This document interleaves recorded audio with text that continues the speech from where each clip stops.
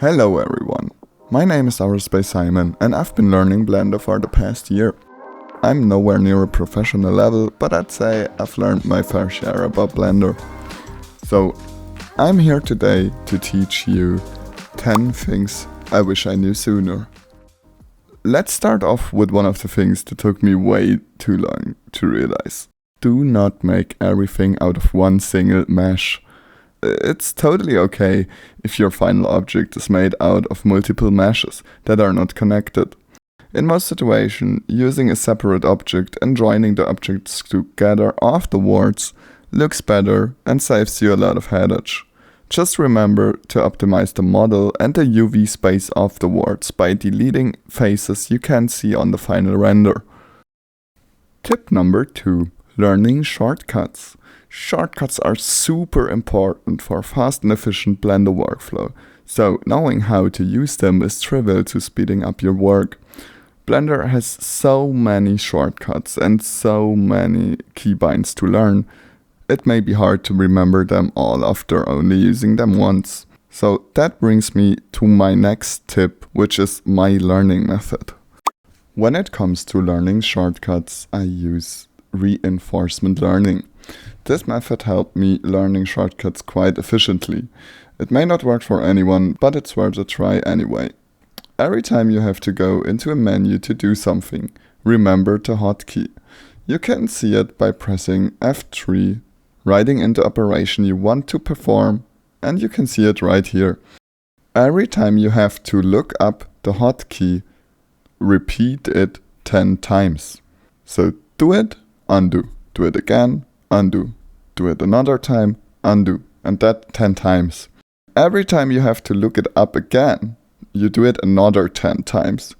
So in my experience, after doing that 2 or 3 times, you will have mesmerized the shortcut. My next tip is about variation. Variation through randomization. Oftentimes, you finish the model, you look at it, and it just doesn't look right. It's missing something. And in my experience, oftentimes the answer is variation and randomization is missing. Things in the real world are never perfect, so let that reflect in your model too. Put in a little dent here. Make this part of the fence just a tiny bit bigger than the last one.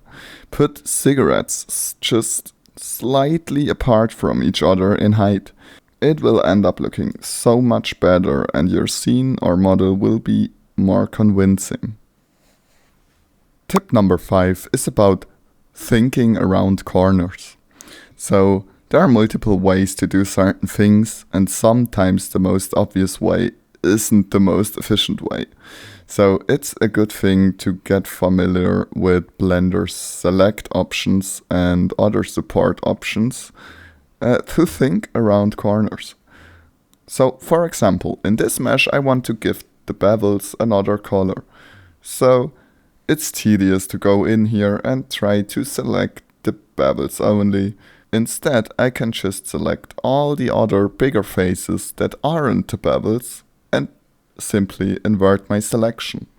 This is way faster and saved me quite a bit of frustration and tedious work. So this is only a really simple example of this rule, but there are so many situations in Blender where you will work way more efficient by thinking around corners and not doing the most obvious thing. Tip number 6 is to dial in your render settings. So it's easy enough to just not care about render settings at all and then cry and suffer while Blender takes 42 hours to render a single picture. Dialing in your render settings is one of the biggest time savers you can use. So inform yourself how you can change them in order to save time, and then dial them in for each project. Because each project needs other render settings, it all depends on what kind of scene you're trying to render. One tip I can give you though is that Blender automatically sets the samples to 4092, which is way too high for most renders. You can usually get away with using 500 or less samples and a denoiser for a still picture.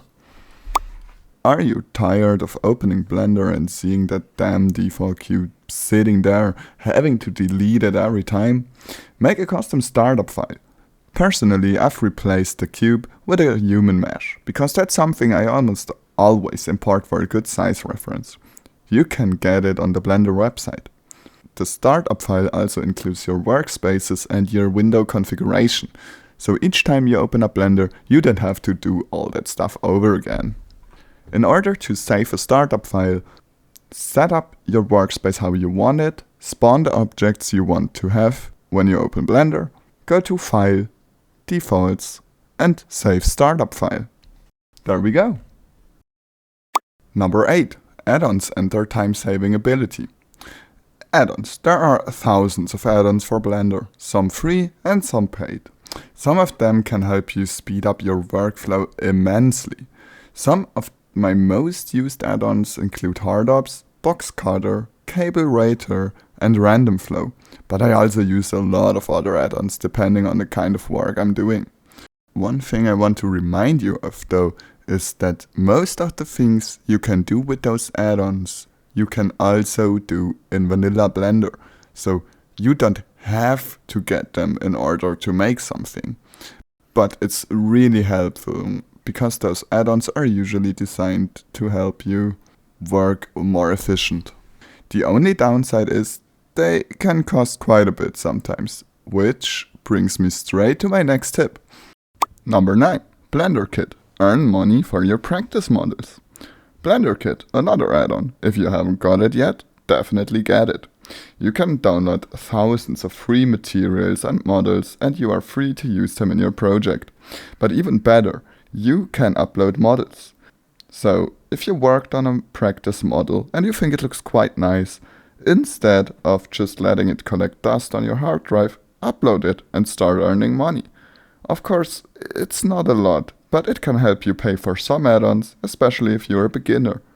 I myself uploaded quite a few models to Blender Kit, and as you can see here, it helped me pay for 1 or 2 great add-ons.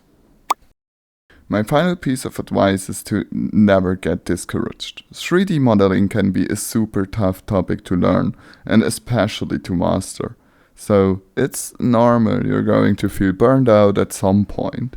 It's normal you're spending hours on something you may just throw away and not use in the end. In those situations it's easy and normal to get discouraged and frustrated, but I think it's important you don't stop because of that. Take a break, play some games, take a walk, whatever makes you happy, and then come back to your model and do it all over again, do it properly, avoid the mistakes you made last time, and just keep going. I also think one of the hardest things is finding the motivation to start modeling, because once you've invested 2 or 3 hours into a model, you will want to finish it. But the hard part is starting in the first place. So next time you're bored, thinking, what should I play now? I don't know what to do. Just start up Blender and start modeling. Think of something you like, model it. Just start. Right now. Do it. Let's go. The video is done. No excuses anymore. Go. Start Blender. Do it. Right now.